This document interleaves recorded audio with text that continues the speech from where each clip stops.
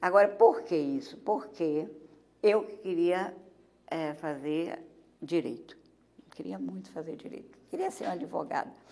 Achava interessante, naquela época, não sei se vocês têm ideia disso, os júris eram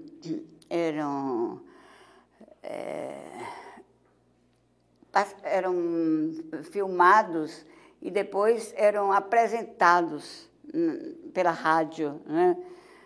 E eu gostava de assistir às defesas. Tinha uma grande advogada aqui, Alzira Brito, foi uma das primeiras mulheres criminalistas de direito penal. Ela fazia aquelas defesas. Eu achava deslumbrante aquilo, né? Poder defender uma pessoa, poder mostrar por que a pessoa cometeu um crime, né? Quais foram as razões psicológicas, sociais que a levaram àquele ato. Eu ficava deslumbrada, queria fazer direito. Mas acontece que quando minha mãe se mudou, minha família se mudou para Recife, eu perdi o pré-jurídico. Vocês não sabem o que é pré-jurídico, garanto que não sabem.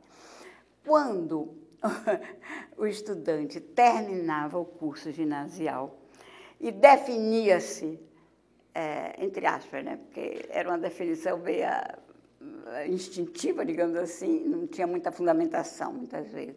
Ele queria ser médico, ele tinha de fazer o pré-médico. Se era a área advocacia, porque não tinha ainda curso de ciências sociais. Olha, o mundo, eu estou falando de um mundo que eu acho que vocês nem vislumbram, porque eu estou falando, vocês acreditam em mim, mas visualizar esse mundo é difícil para vocês. Que eu andei de bonde a vida toda, meus filhos, meus netos não sabem o que é um bonde, só porque eu mostrei. Eu fui e mostrei aquele bonde que tem lá, que tinha lá no parque da cidade. Mas não, bonde, marinete, que é marinete, era o ônibus daquela época, uma lata velha, horrorosa, andando de uma maneira mais absurda possível, né? Estava lá. Pois assim, que meus filhos, bonde, eu sei, é bonde. E o bonde era número 2, número 3, eu ainda sei que 2 era barra, que 3 era barrisco, não sei o quê. Muito interessante. É um mundo que vocês não podem visualizar muito. Mas eu falava a respeito de que eu estava falando, a respeito do pré-jurídico, né? E eu perdi a inscrição no pré-jurídico. E aí eu fiquei muito triste, que eu queria, mas como era muito divertido viver num hotel daquele, né? Com muita gente interessante, então aquilo não me traumatizou tanto. Mas eu tive a oportunidade de conhecer pessoas que me ajudaram muito a me definir por filosofia. Me ajudaram muito. Por causa das reflexões constantes, dos assuntos que eram acima, talvez, da minha... porque naquela época, quando se tinha... Hoje, eu vejo minhas netas, meus filhos, com 15, 16 anos, tem uma certa maturidade, que antes não se tinha essa maturidade. Então, eu não fiz o pré-jurídico, portanto, perdi e fui... aí, foi digamos assim,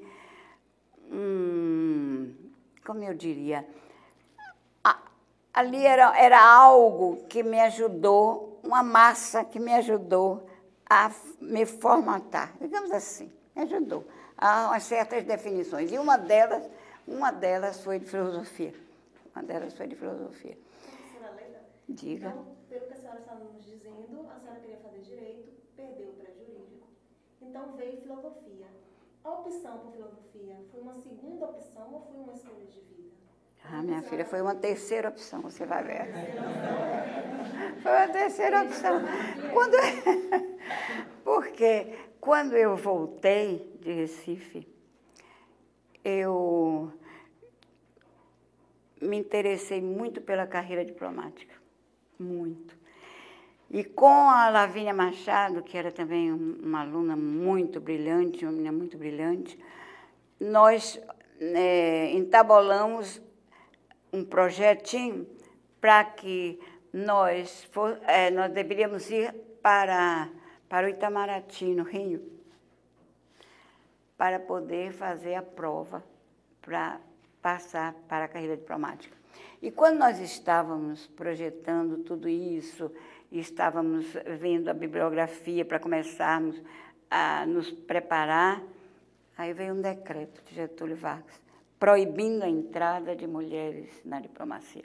Foi um choque brutal. Foi mesmo um grande choque. Mas quando eu estava assim, ainda meio